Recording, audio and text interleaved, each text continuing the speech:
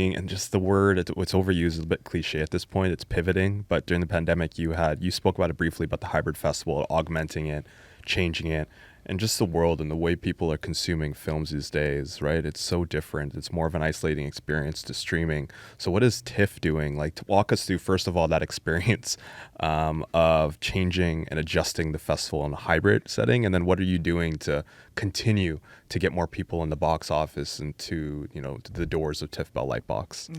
Yeah. Well, I'll start with 2020, and I know they say pressure makes diamonds, but that was like a whole other level of pressure. Yeah. I remember it vividly, and we're actually right now about 2 weeks out from the 4-year anniversary when we had to close the doors of TIFF Lightbox, which was just like a really unbelievable experience, having those conversations leading up to that, being on the executive team and eventually having to make that decision.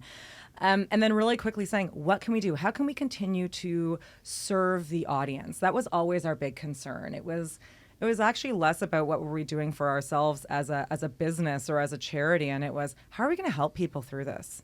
What can we do? Because this is going to be hard for everybody.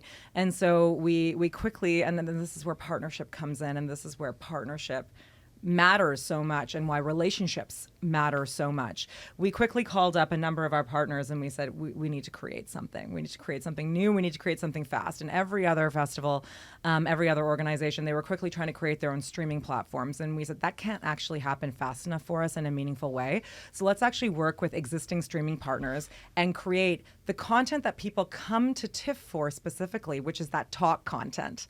Let's have talent call in and do introductions and do interviews with our CEO, Cameron Bailey, from their living rooms. So it was incredible. So within 10 days, we actually were able to put together an incredible program called TIFF at Home, where we were calling into celebrities in their living rooms and replace that TIFF Lightbox talk experience, that discourse that we were so well known for in advance of our screenings, and really make people feel like they were still part of a conversation. Mm-hmm. And I think that sort of answers your question around, people were isolated. Now watching movies has become more of an isolated experience.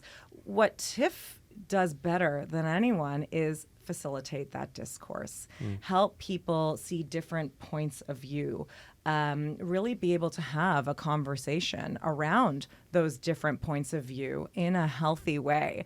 And what's amazing is that when the doors were reopened, and I have to say I wasn't even back at the organization yet, but when the doors were reopened, I think there was some reticence for people to come back. In the last 6 months, we have seen our audience traffic grow immensely back and actually up above 2019 levels at TIFF Lightbox. And the coolest part for me is the audience has totally changed. So the people who are coming in now, huge influx of Gen Zs, huge influx of newcomer Canadians. And it's because we are creating these incredible dialogues, these moments for community to come together and share and experience something that you simply can't do when you're watching a movie at home and doing the kind of social media version of it. So it's a really beautiful experience to see that come to life and grow beyond where we even were pre-pandemic.